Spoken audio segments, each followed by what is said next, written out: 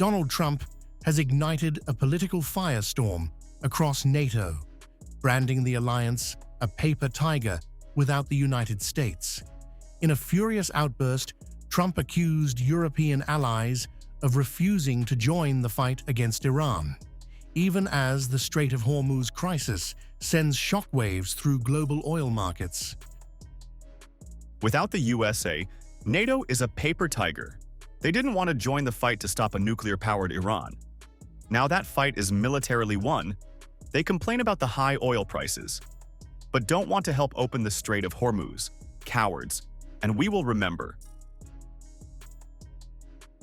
At the White House, Trump doubled down, claiming the US has already crushed Iran's military in weeks, while allies stood back.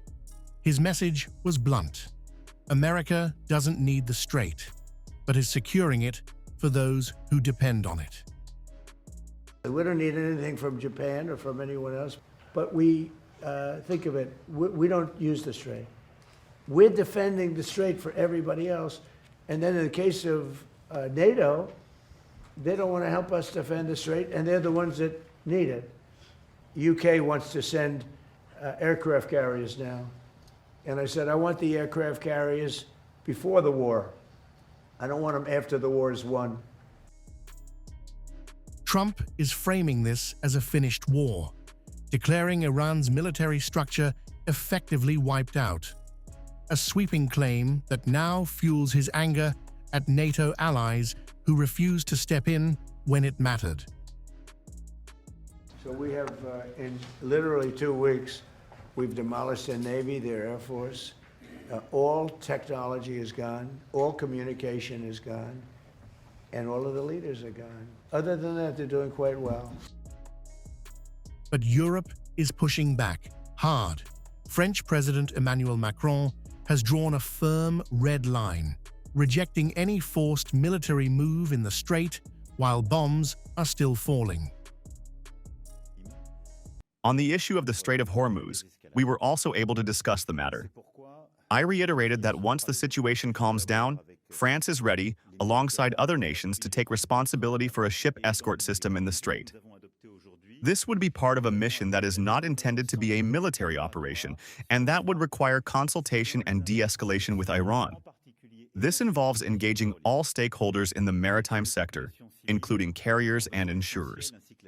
However, we will not participate in any forced opening of the strait in the context of ongoing military operations and bombings. Germany is echoing the same caution. Chancellor Friedrich Merz warned of massive global risks, calling for an immediate end to fighting, and making it clear Berlin will not enter the conflict while it is still active. As I said yesterday in the Bundestag, and I'm happy to repeat this here now, of course I can foresee Germany participating in security measures. But as I said, only once the fighting has come to an end.